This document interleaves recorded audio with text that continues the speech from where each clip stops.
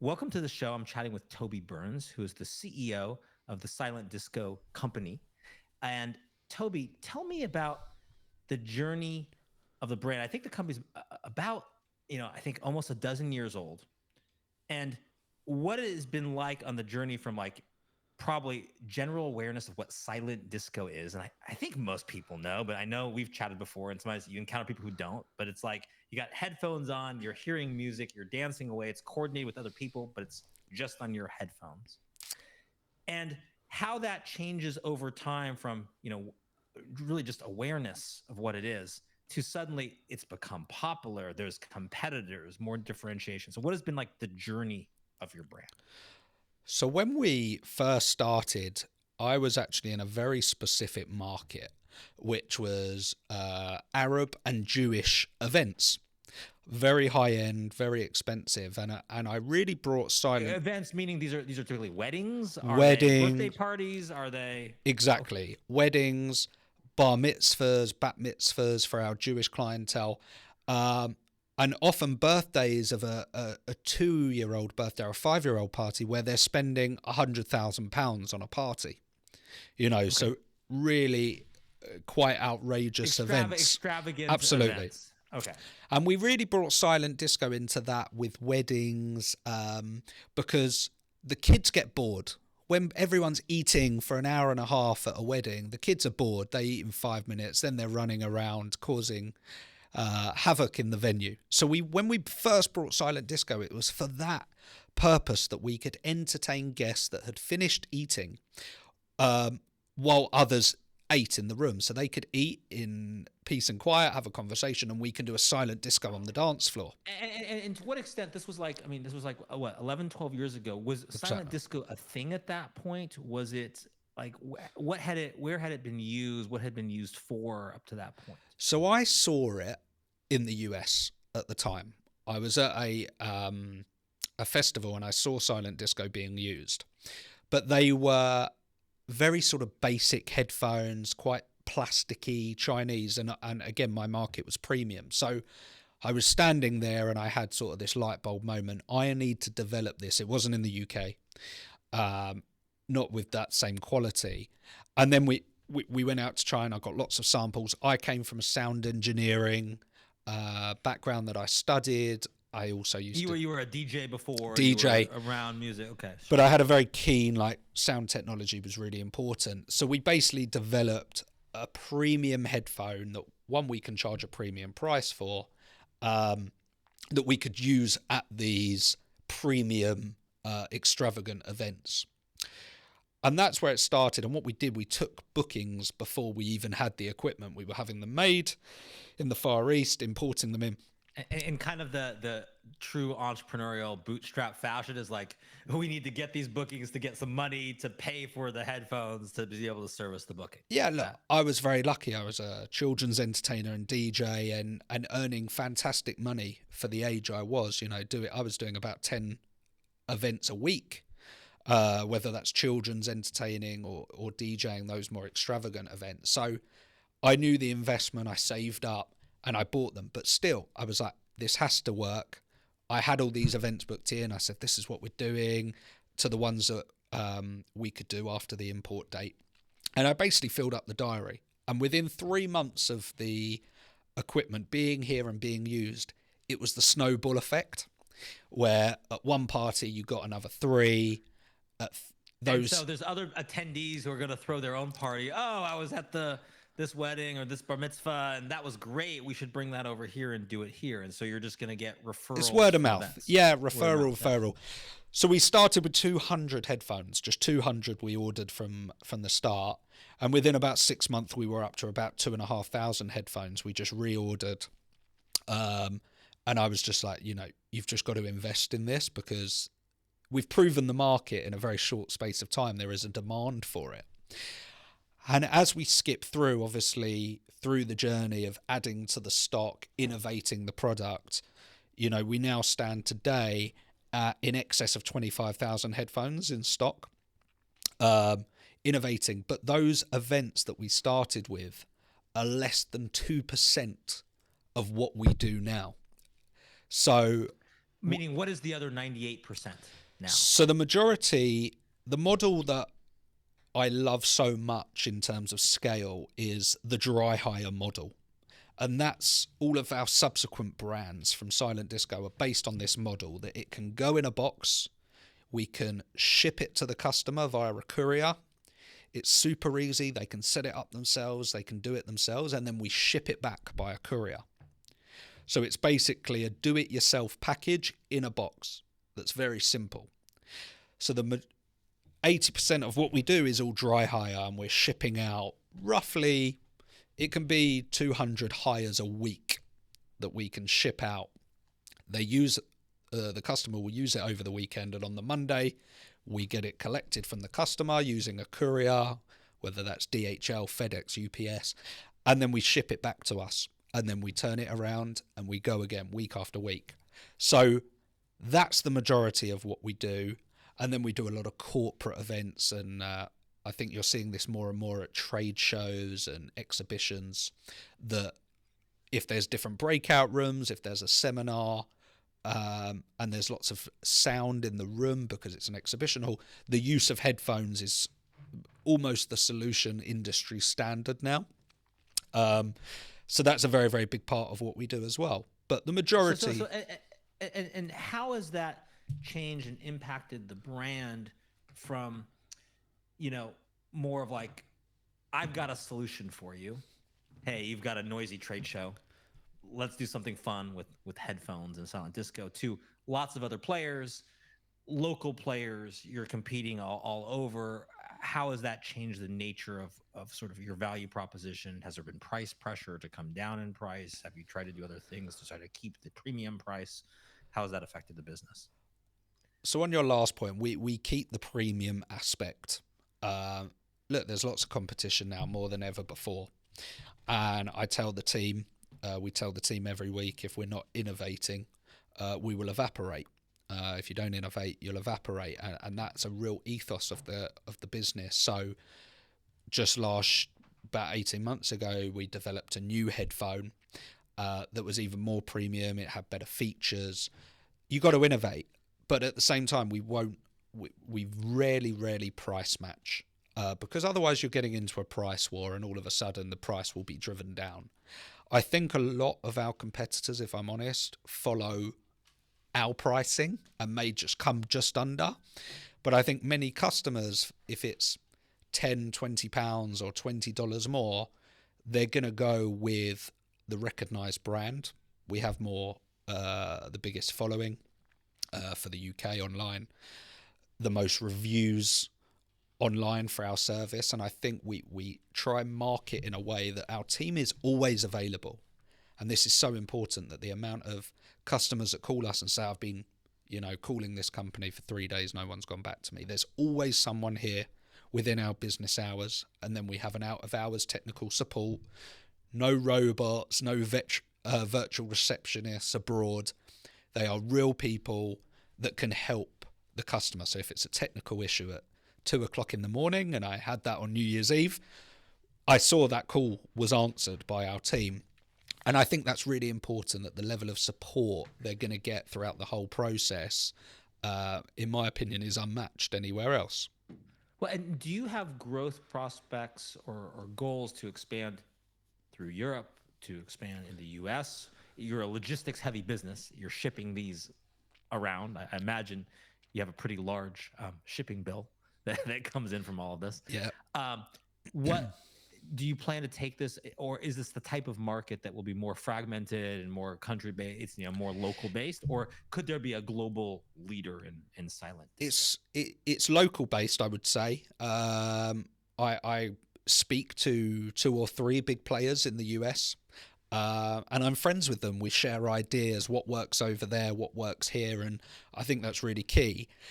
We do some work in Europe. We've done a lot in Amsterdam, in the Netherlands, where we will drive over with a lot of kit. We do big exhibitions there. Same in Paris. We've done various events throughout Europe, but we opened specifically in Dubai in October 2023. So it was a market that, again, I'd come from doing a lot of Arab events, a lot of Jewish events, and the amount of friends that I have moving to Dubai now is quite remarkable. And I just thought it was a great market to expand into, and no one was doing it there. There was one company, they only had a couple of hundred headphones, so we put obviously a decent amount of headphones that we can do those larger, more premium events. So Dubai is going well. It's very, very different to here. Here, as I said, we can send out 200 hires a week. In Dubai, we might do one a week, but the value of them is 5-6 times the amount that it would be in the UK. So they're much more profitable. The expenses are a lot less. The tax is madly different to the UK, because the UK is just the worst place for being taxed at the moment. So Dubai, but we have no intentions of opening up more offices elsewhere, if I'm honest. We've got our market, we've developed new products as well. So we don't just do silent disco, we do the karaoke hire company. All of our brands do what they say on the tin. The screen hire company, so we do a lot of large screens at sports events and drive-in cinemas, which sort of saved us through COVID in a way, that side of the business.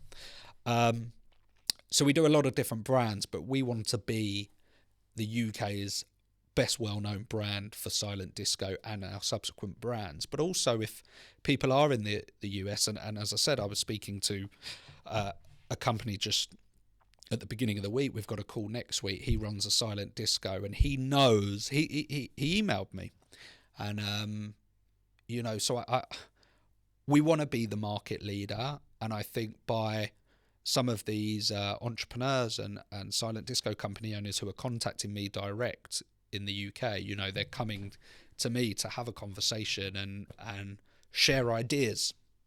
We're two different ends of the world. We might be in the same industry, but they're not competitors. We can share ideas, certainly. And one of the companies from the US actually had a couple of clients in the UK, and they gave us the work and said, would you mind taking this on? They've contacted us. They're from the US, but they're now in the UK. Can you help them? And, I think that's really, really nice in terms of partnerships with, companies that are the other side of the world. Well, what do people in the events industry miss that they would be wise to pay attention to? People and businesses and marketers in the events industry space. What do you think is overlooked? In what respect? Sorry. Just in any respect. Is there anything that you think that is important that the industry misses out on in terms of business opportunities, growth opportunities, ways to better support and service the events industry? I think the real issue I have for not just our industry, but entrepreneurs in general in the UK is the idea of growth from the government. Maybe that's not a conversation for now, but I think that is what's missed more than anything, that we have such talented people and entrepreneurs that are willing to put everything on the line, to put their house on the line, to encourage growth and employ people. And the opportunity missed here is that, the powers that be, the government, make it so difficult to employ someone, so expensive in taxes to employ someone. And I don't know how much you follow, the UK and a bit, sure. And what they've put, especially in the last budget in October, and the cost to employ someone is like 30% on top of someone's salary in taxes just to employ that. So I would employ as many people as I can, and I'm willing to sacrifice my own salary to grow the business and employ others. But I think the opportunity missed is for growth here, that companies want to grow, and actually they're now cutting back, because I call them turnover taxes. I think any company worldwide should be taxed on profit. But unfortunately here we're taxed on turnover before we've even made a profit. So I think a lot of people are packing it in. It's easier to stay under the VAT threshold than really grow the business, because as soon as you go over these different thresholds, you've really got to get way past it from a medium to large business to make it worthwhile to grow. So was there any moment in this journey, like what was your toughest day, toughest moment, biggest challenge you had to overcome in this journey of the company? I think, and I hate going back to the pandemic, I really do, because I think we should put that in our distant memory, but I do remember that day just so clearly, and that was the day that we were told to lock down, stay at home, or like a day before, a few hours. And I remember just one, I didn't know what to do because it's the unknown. And I remember just every call changing from an inquiry, and the phones are ringing all day with inquiries and our customers, and it's a very buzzy culture in our office, to just every call being a cancellation or a postponement. And it was just sort of like stab in the chest every call coming in was postpone, cancel. And my heart sunk. I also thought about, right, if this is happening, what about our team, who, we spend more time with our team than we do with our loved ones at home. And I thought about them, their future, their family. How do I tell them? And that day was really, really tough on mental health, because there's no rule book, there's no one to ask, what do I do? Really, it was just, you got to deal with this. And what got you through that? And because plenty of companies, and especially event companies during that time, did not continue after a period. I mean, some did, but what got you through it? Entrepreneurial spirit. We pivoted. There was stuff, my ideas went into overdrive. So I knew it wasn't going to be forever, but the question was, how long was it going to last?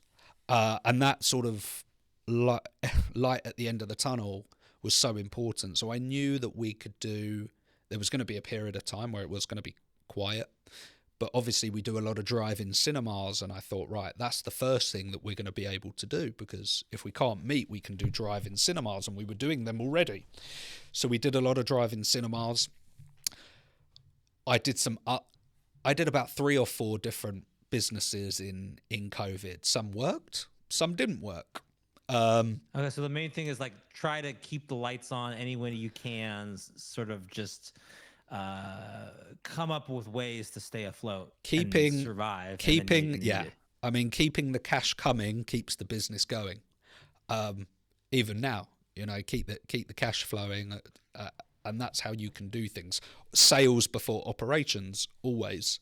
Some people want the nice big office, big warehouse, lots of staff before they've taken any money, where I'm very much like sales first, then we'll have the money to deal with the operations and logistics after. If we need another 10 staff, we can do that because we've got the money to do it. So, but at the time, it was very much, cash needed to be coming in to keep afloat. Obviously, the staff, there was different schemes where they were at home, but the electricity still had to be paid. There's expenses that still had to be paid, even if I took the majority of the wages out. So, that was important. We had some commercial property that we could rely on and borrow from. But generally it was pivoting. And as I said, I started about three different businesses in COVID. Well, and now it's a different challenge because there's, as we've talked about, more competition. How do you sort of defend the business from competitors, especially when I imagine it's silent disco is developed to the point where one can, go on Amazon and buy a limited set and do some thing that's like these kind of products become commoditized. And as it becomes a commodity, how do you sort of defend the business, and continue to be the market leader? I think it has to be a multi-prong approach to that. And I say that because I think brand is so important, that we're the market leader. Doing podcasts, speaking to people, the content marketing. You know, if someone searches our brand or my name, they see all the podcasts I do, how passionate we are. Our YouTube channel shows all the behind the scenes, as well as our marketing, as well as the reviews. It's a multi-pronged approach that when someone searches for Silent Disco, they are seeing this package of these are the best people for the job. They don't let people down.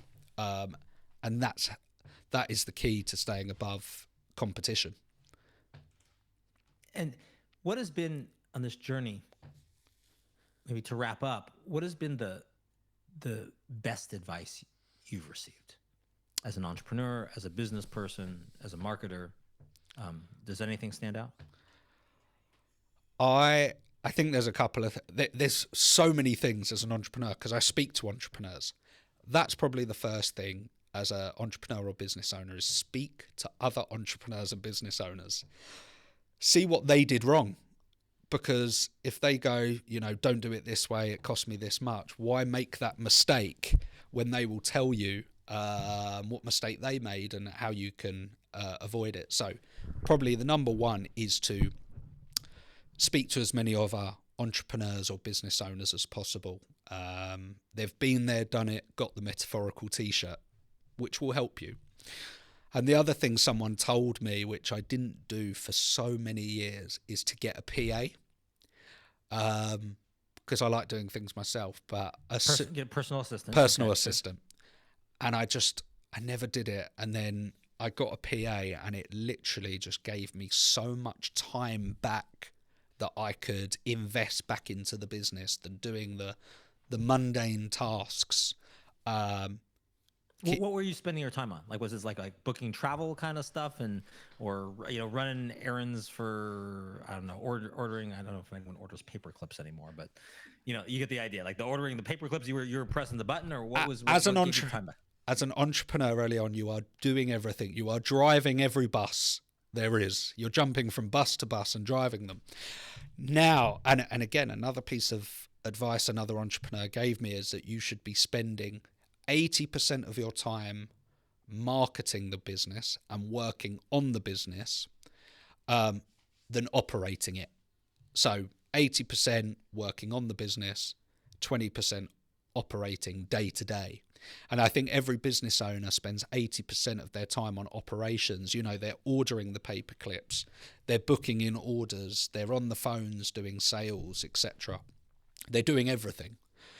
And that piece of advice that I got is you want to be spending 80% of your time on the business, and that's finding new leads for our sales team to deal with, growing the business financially, innovating, and delegating to our team the tasks. And I think that all comes down to the management that you have. So our operations manager, our warehouse manager, marketing manager, we work really closely together along with my personal assistant to delegate, and you get so much more done in terms of productivity than one person trying to do it all. And don't get me wrong, I still work 60, 80 hour weeks even now. If we're working on a project, I get stuck in, and we're doing a lot of content at the moment. But I think it's really important to have a really good management team, and a PA makes such a difference. It really does. And what is does anything stand out as the worst advice you ever got? Ask your accountant for advice. Okay. And I say that is, a lot of entrepreneurs or business will go to an accountant and say, should I do this? Should I do that? Etc. But they're an accountant. They're not an entrepreneur. Ask them the best way to be tax efficient. But people often ask their accountants like business advice, and they're not entrepreneurs. And I think that's like the worst advice you can give. Like, ask your accountant what they think you should do. And I think a PA really helps that for me, because she does a lot of the numbers, and the accountant will, tidy up those numbers ready to be filed at the end of the year. So I always say, and that loops back to my first thing, speak to entrepreneurs. If you've got a problem, you've got an idea, you want some advice, go and ask another entrepreneur. But so many times it's like you ask your accountant for advice for your business, not financially. And they're not entrepreneurs, they're not business owners, they're accountants. May sound funny, but the same with the PA. The first person I actually employed was a bookkeeper. And someone told me that the first person you should employ is a bookkeeper. They should give you management accounts every month. And at the start, they came in once a month. Then it was once every 2 weeks, once a week. And now they're a lot more permanent. But having a bookkeeper in-house that can tell you numbers, run reports, that is the best way to grow your business, because you always have an eye on the numbers. You're on top of the numbers. You know what you're spending too much on. Where an accountant tells you that at the end of the year when you run your accounts, where a bookkeeper in-house is going to tell you that information every week, every day. So the first person I employed was a bookkeeper. Then it was sales, operations, and then I didn't hire a PA quick enough, but now I've had one for 3 years. It was like one of the best hires that I did, because she's, she does so much and, really gives me time back. And at the end of the day, time is so precious. You only have so many hours in the day to get something done. So having a PA, I think, really makes a big difference in-house, by your desk, that you can just pass stuff to. That will really help you grow your business, because it will give you time. Well, thank you so much. Toby Burns, CEO, the Silent Disco Company. It's been an really admirable growth story up to this point. We look forward to seeing what's next, and we look forward to seeing those headphones on just like this at more events, fun colors, and I guess innovative features, since you're still innovating. And it's been interesting to see the growth of the industry and your brand. So thank you for joining us. Thanks for having me. Thank you.